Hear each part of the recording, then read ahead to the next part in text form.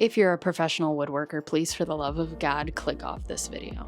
Organization can be expensive. For example, a pull-out drawer like this, at the size that I needed it at, was gonna cost me $100. And because I need 2 of them, that would have cost $200.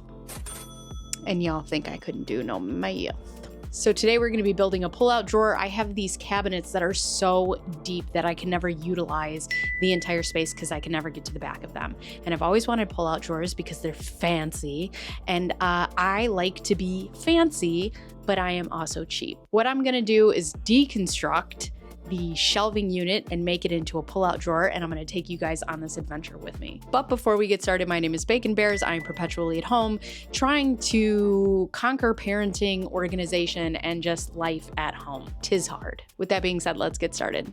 Say hello to editing Bacon Bears. The trim of the cabinet covers the walls, so you have to account for that when using drawer slides. They need to be flush to the side to make sure that they can glide smoothly in and out. And when I measured the overhang, it came out to about 3/4 of an inch. Luckily, I had some extra 3/4 of an inch wood, so I cut that down to make my spacers.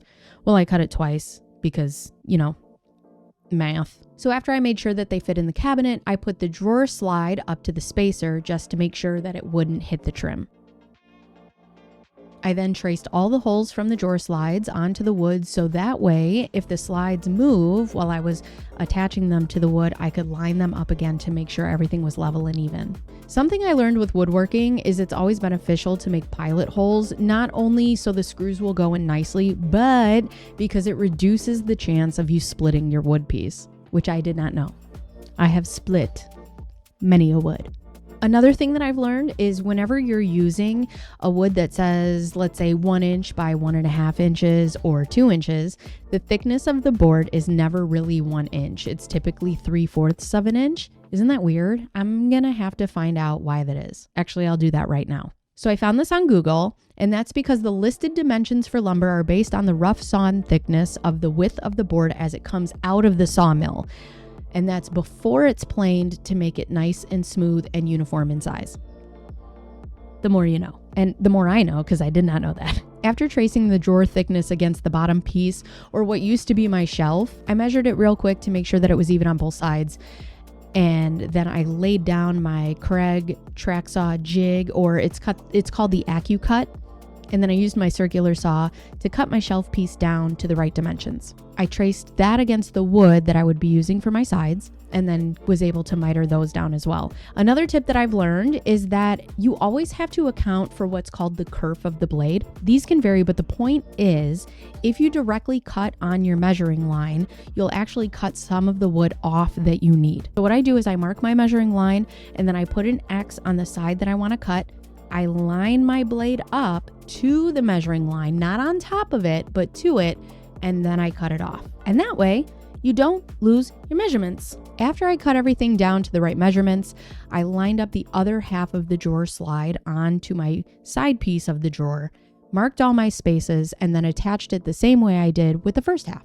Pilot holes, then screws. When all my pieces were cut down and I was confident about my drawer, keyword, confident, I added wood glue and secured the side with brad nails. Wood glue, I don't know what kind of wizardry is in it, but it never comes apart. And then because I'm not to be trusted under any circumstances, I added 157 brad nails to secure these pieces together. You may call this overkill. I call it insurance.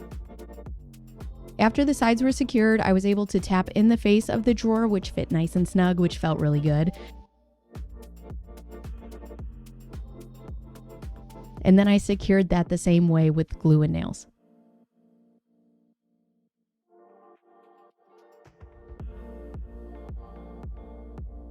Then I used some edge banding, which you just iron on.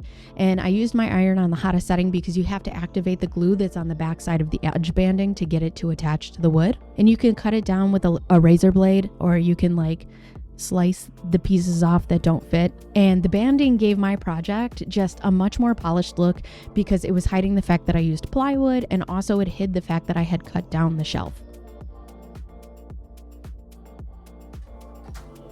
All right, that one will stick, but this one won't. So can you just Can you hold this? Yeah, that would work better if you held just the top of this. Ooh. All right, moment of truth.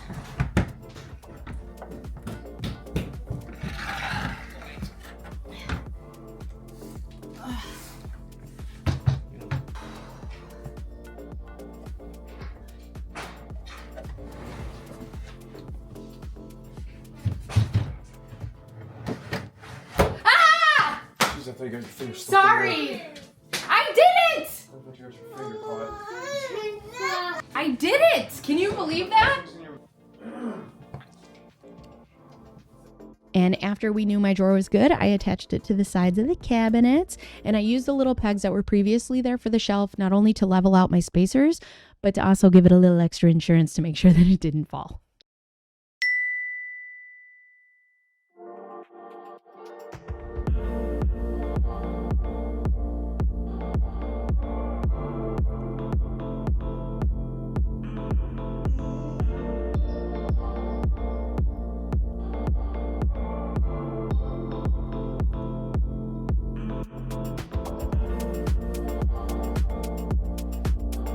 That's it. I did it. I did it. I couldn't believe I did it. I am so proud of myself. Do I have a lot of fancy tools? No, I do not. Am I a great woodworker? No, I am not. Did I save myself a lot of money? Yes, I did. Yes, I did.